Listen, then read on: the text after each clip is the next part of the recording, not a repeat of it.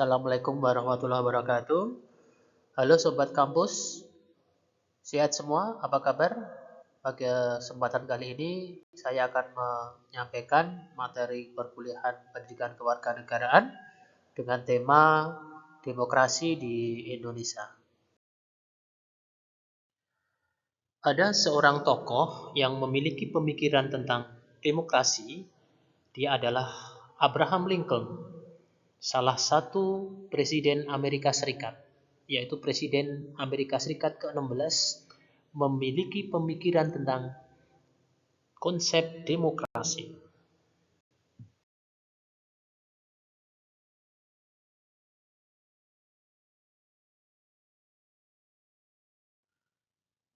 Nah, bisa kalian lihat di dalam konsep dasar sebuah demokrasi adalah dari rakyat, oleh rakyat, untuk rakyat. For people, from people, by people.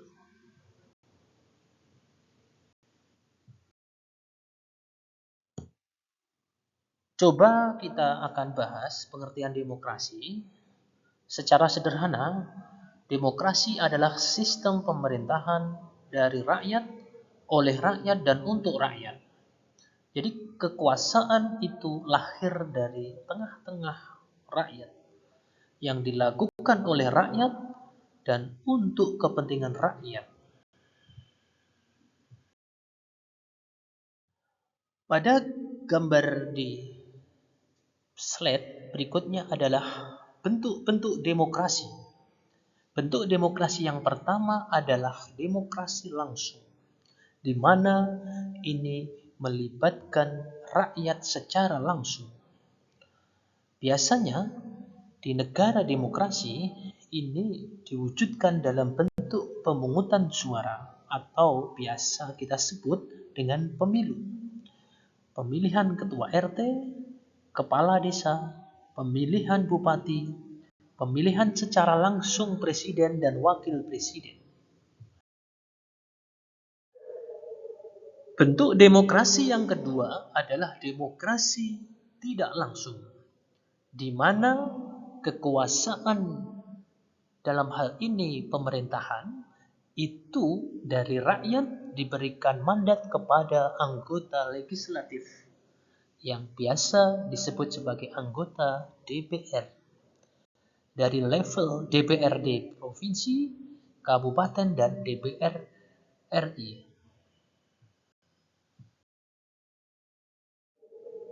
Prinsip-prinsip demokrasi yang pertama adalah menyelesaikan perselisihan dengan damai dan secara melembaga.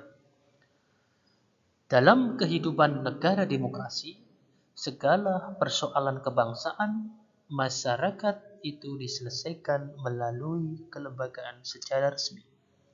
Persoalan hukum, ketatanegaraan, dan sosial kemasyarakatan yang lain. Prinsip demokrasi yang kedua adalah menjamin terselenggaranya perubahan secara damai. Di dalam demokrasi ada ruang untuk senantiasa berdiskusi, bermusyawarah untuk mencari sebuah jalan keluar. Di prinsip demokrasi yang ketiga adalah menyelenggarakan pergantian pimpinan secara teratur. Di negara demokrasi berbeda dengan negara kerajaan atau berbeda dengan negara monarki. Negara demokrasi, pergantian kekuasaan kepemimpinan adalah sebuah keniscayaan. Tidak ada yang abadi di negara demokrasi. Maka di negara demokrasi ada aturan yang tidak memperbolehkan kekuasaan terus-menerus dipegang oleh satu kekuasaan. Prinsip demokrasi di Indonesia yang pertama sebelum amandemen. Pasal 1 ayat 2 Undang-Undang Dasar 1945 berbunyi bahwa kedaulatan atau kekuasaan adalah di tangan rakyat dan dilakukan sepenuhnya oleh Majelis Permusyawaratan Rakyat.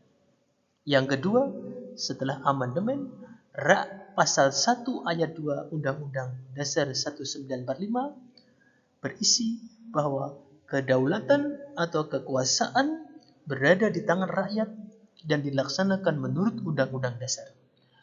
Perbedaan prinsip demokrasi di Indonesia sebelum dan sesudah amandemen itu sangat terlihat, di mana kedaulatan tertinggi sebelum amandemen itu berada di tangan Majelis Permusyawaratan Rakyat.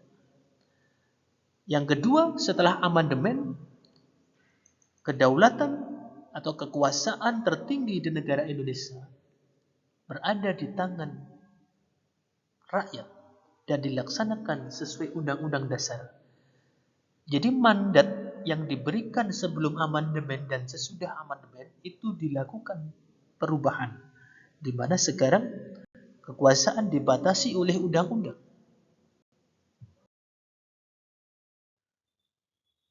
Berikutnya akan kami sampaikan perkembangan demokrasi di Indonesia. Ada beberapa periode perkembangan demokrasi di Indonesia. Periode pertama adalah pada tahun 1945 sampai dengan 1949. Masa demokrasi ini disebut sebagai masa demokrasi parlementer, di mana demokrasi parlemen itu memiliki kewenangan yang luas diberikan kepada parlemen.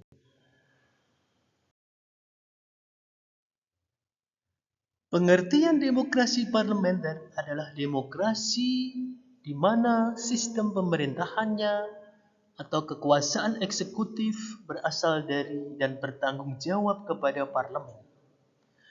Dalam sistem ini, kepala pemerintahannya bukan presiden, tapi dipegang oleh Perdana Menteri. Dipilih dan dipertahankan oleh dukungan mayoritas parlemen. Jadi yang menjalankan kekuasaan pemerintahan, pembangunan, eksekutif adalah di tangan Perdana Menteri.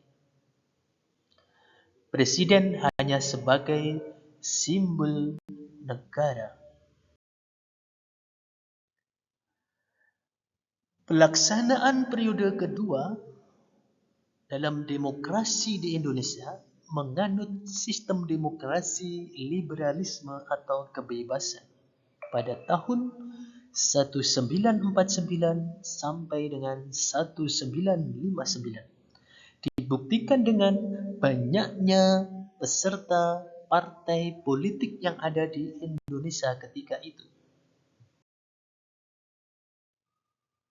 Adapun pengertian demokrasi liberalisme adalah sebuah sistem pemerintahan yang menggabungkan prinsip-prinsip demokrasi dengan liberalisme.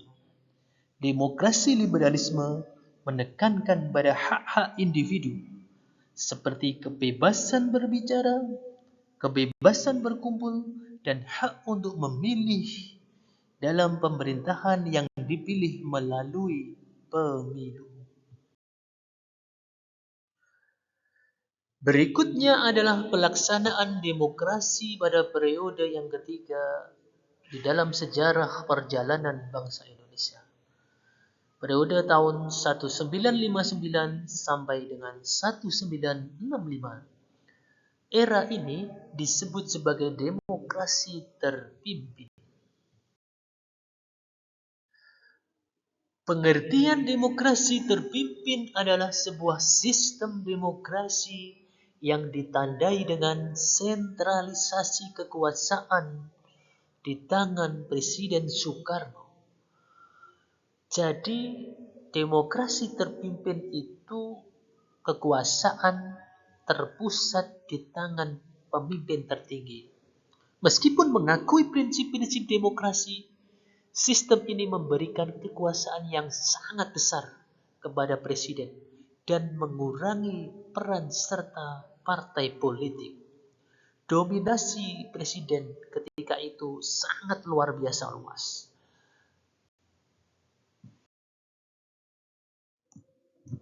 Perlu diketahui bahwa di era demokrasi terpimpin yang berlangsung di tahun 1959 sampai dengan 1956, Presiden Soekarno, pemimpin tertinggi negara ketika itu menerbitkan Dekret Presiden 5 Juli 1959. Isi dekret presiden yang pertama adalah berlakunya kembali Undang-Undang Dasar 1945 dan tidak berlakunya Undang-Undang Dasar sementara 1950. Yang kedua, pembubaran konstituante. Yang ketiga, dibentuknya DPAS dan MPRS. Tujuan dari dekret presiden ini adalah untuk menyelamatkan dan menyelesaikan masalah-masalah negara, di mana di era demokrasi terpimpin saat itu, negara secara politik, stabilitas keamanan, ekonomi tidak stabil. Demokrasi berikutnya setelah demokrasi terpimpin adalah demokrasi Pancasila, di mana ketika terjadi pergantian kekuasaan dari Presiden Soekarno dilanjutkan oleh Presiden Soeharto, bangsa Indonesia masuk di era baru, periode baru, demokrasi baru yang dipimpin oleh Presiden Soeharto selama kurang lebih 32 tahun. 32 tahun perjalanan demokrasi Pancasila yang dijalankan oleh Presiden Soeharto berakhir di tahun 1998. Kemudian masuklah di era reformasi, di mana bangsa Indonesia ketika itu menuntut segala perubahan di segala aspek. Ada perbaikan di kualitas demokrasi.